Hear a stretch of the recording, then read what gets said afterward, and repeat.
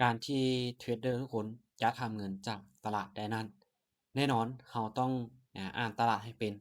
อ่านตลาดให้ขาดในคลิปนี้เดี๋ยวตุ้ยจะมาวิเคราะห์กราฟสไตล์ของตุ้ยให้กับทุกคนเบิงตุ้ยจะเทรดให้ทุกคนเบิงจาก4หรือ5ออเดอร์เป็นกรณีศึกษาทุกคนสามารถที่จะเบิงคลิปนี้เป็นกรณีศึกษาได้เนาะแน่นอนก่อนที่ตุ้ยจะเทรดทุกครั้งสิ่งที่ตุ้ยจะเบิงก็คือเป็นจุดกลับตัวของ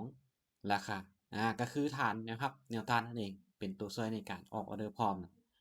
นะซึ่งจุดนี้ตัวจะตีว่าเป็นฐานนะครับสังเกตจากที่อดีตมันผลักดันราคาลงมาหาในจุดนี้แล้วมันมีการกลับตัวจะตีจุดนี้เป็นฐานแนวรับนะซึ่งแน่นอนฐานนะครับแนวต้านนี้เทรดไบเรออปชั่นนี้ถามว่ามีความสำคัญบอกและมีความจำเป็นบอกก็มีคือกันส่วนว่าในจุดนี้เนาะตัวจะมาตีว่าเป็นฐานแนวต้านตัวจะตีไว้เป็นกรอบใหญ่เสียก่อนเนาะ จุดนี้ตีเป็นฐานแนวต้านซึ่งเป็นอย่างจริงว่าตีในจุดนี้เป็นฐานแนวต้านเขานะเดี๋ยวตุ้ยจะมาอธิบายให้กับทุกคนฟังถ้าทุกคนสังเกตเนาะจะเห็นว่ากราฟมันมีจุดที่กราฟโตหรือว่ามีแห่งขายพักดันราคาลงในจุดนี้บ่กราฟในอดีตเราสังเกตเบื้องในอดีตของมันบ่ในจุดนี้อีกจุดหนึ่งแล้วก็ถึงแม้ว่าที่ผ่านมาเนาะมันจะทะลุขึ้นไปแต่มันทะลุขึ้นไปแล้วมันก็กลับลงมาแล้วก็กลับมาลิ้นในกรอบจุดนี้คือเก่าฉะนั้น ตุ้ยก็เลยตีว่าในจุดนี้เป็นฐานแนวต้านตีเป็นฐานแนวต้านเลยนะเดี๋ยวมาเบิ่งมาเบิ่งวิธีการเทรดวิธีการออกออเดอร์กันซึ่งในจุดนี้เนาะตุ้ยจะออกออเดอร์ให้ทุกคนเบิ่งในออเดอร์นี้เลยในจุดนี้เนาะมันลงมาแล้วมันบ่สามารถทะลุได้ชัดเจนออเดอร์นี้ตามไปที่ฝั่งซื้อหรือว่าบ่ายขึ้นไปนะครับซึ่งทุกคนเห็นแล้วเนาะมันลงมาต่ำปุ๊บแล้วมันพักดันราคาลงมาแล้วเกิดมีการปฏิเสธราคาเกิดมีการดันราคาขึ้นไป เห็นบ่ในจุดเก่าในอดีตที่ผ่านมาของมันเกิดมีการดันราคาขึ้นไปแบบนี้ในจุดนี้ก็ดันราคาขึ้นไปฉะนั้นเนาะออร์นี่ตุ้ยก็เลยซื้อขึ้นไปตุ้ยเชื่อมั่นว่าในจุดนี้แหงซื้อนี่สามารถที่จะผลักดันราคาขึ้นไปได้เดี๋ยวมาเบิ่งกันเดี๋ยวเบิ่งกันเพราะเนาะตุ้ยเชื่อมั่นว่าจังได้แหงซื้อนี่ดันราคาขึ้นไปได้แน่นอนโอเคสวยนี่ก็ถือว่าวินไปวินไปเขาเนาะ ซึ่งในการเทรดนี้เราจะออกเฉพาะแต่จุดที่เรานั้นมั่นใจและที่เรานั้นวิเคราะห์มาแล้วเห็นว่ามันมีโอกาสเป็นไปได้แล้วเราจึงคือออกออเดอร์นะครับเพราะฉะนั้นเราจะออกออเดอร์แบบมั่วซั่วซึ่งในออเดอร์นี้เนาะมันบ่ชัดเจนแบบนี้นี่ตุ้ยจะบ่ทันออกออเดอร์เนาะบ่ทันออกออเดอร์มันบ่ชัดเจนอ่าย้อนว่าหยังเพราะว่าแท่งเทียนเนาะถ้าเราจะกดขายต่อมันอยู่ในช่วงที่เป็นอ่าต่ำกับฐานที่เป็นนะครับถ้าเราจะกดซื้อต่อเนาะแท่งเทียนมันบ่ทันคอนเฟิร์ม ตุ้ยก็เลยผ่านไปในออเดอร์ก่อนหน้านี้เดี๋ยวมาเบิ้งเขาเนาะเดี๋ยวมาเบิ้งนำกันว่าในออเดอร์ต่อไปเขาจะเทรดแบบไหนวิเคราะห์แบบไหนออเดอร์นี้ตามไปที่ฝั่งขายได้อ่าออเดอร์นี้เป็นอย่างจริงว่าขายได้คนกลางถ้าหากว่าให้ตุ้ยอธิบายเนาะกราฟมันได้มีการลุดโซนลงมาแล้วลุดฐานนะครับลงมาแล้วในจุดนี้มันลุดลงมาแล้วฉะนั้นในเมื่อมันลุดฐานนะครับลงมาเนาะโอกาสที่มันจะลงมาต่อนี้มีสูงเลยถ้าว่ามันบ่ทันลุดลงมา เรารอจังหวะในการกดซื้อในจุดนั้นแต่ว่าออเดอร์นี้มันหลุดลงมาแล้วมันมีการย่อตัวขึ้นไปพักตัวซื่อๆแล้วเห็นบอกมันเกิดมีการปฏิเสธราคาในแท่งเทียนแท่งสีเขียวก่อนหน้านี้ก็เลยตามขาดลงมานี่เป็นสาเหตุนะถือว่าวินไป2ไม้เนาะออเดอร์ไป2ไม้ก็ถือว่าวินไปทั้งหมดอยู่2ไม้ตุ้ยใช้งบเนาะประมาณ$768ที่ตุ้ยใช้งบในการเทรดในรอบนี้เดี๋ยวเบิ่งกันเดี๋ยวเบิ่งกันในออเดอร์นี้ ถ้าหากว่าออเดอร์นี้ของเรามันบ่ชัดเจนนี่ตุ้ยจะผ่านเดี๋ยวเบิ่งอดีตย้อนหลังของมันแหน่ว่าในจุดนี้มันมีจุดใดที่มันเป็นฐานนะครับอีกบ่หรือว่าเป็นจุดที่กดดันราคาบ่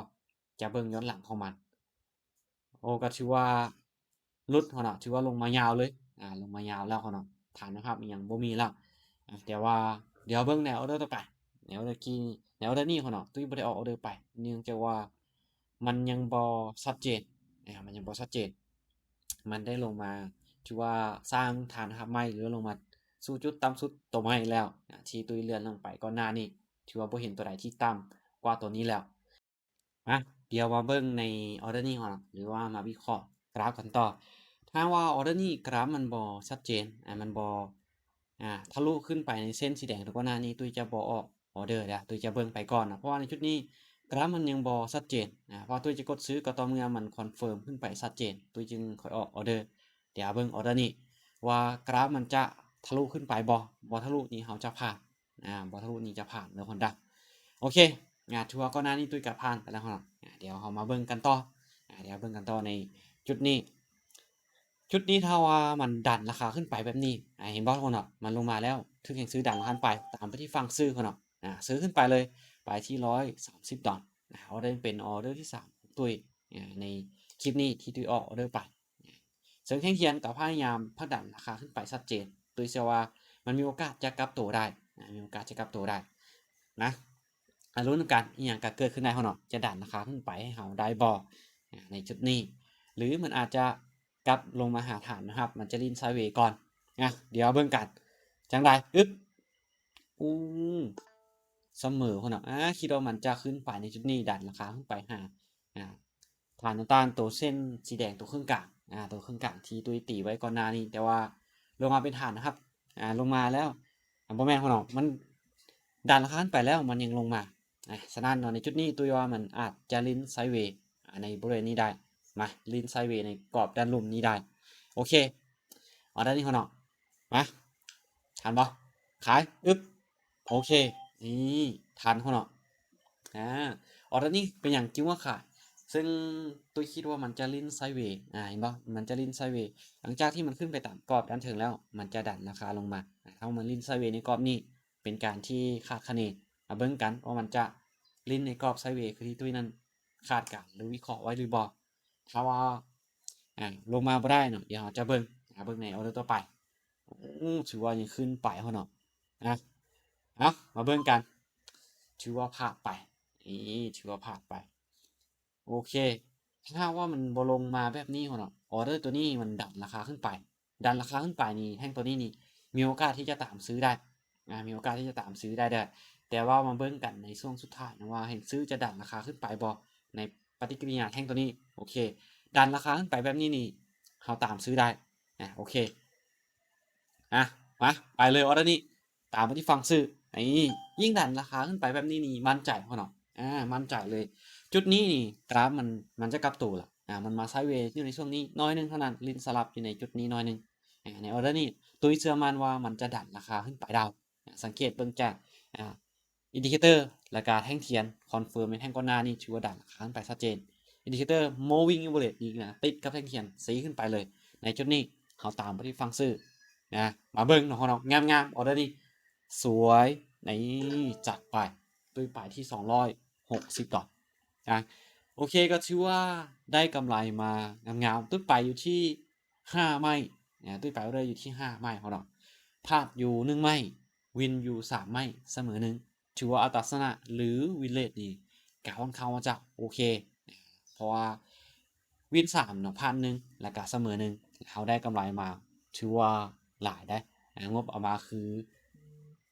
700ปลายได้กำไรมาเขาเนาะตอนนี้ปัจจุบันคือ1,159 USDT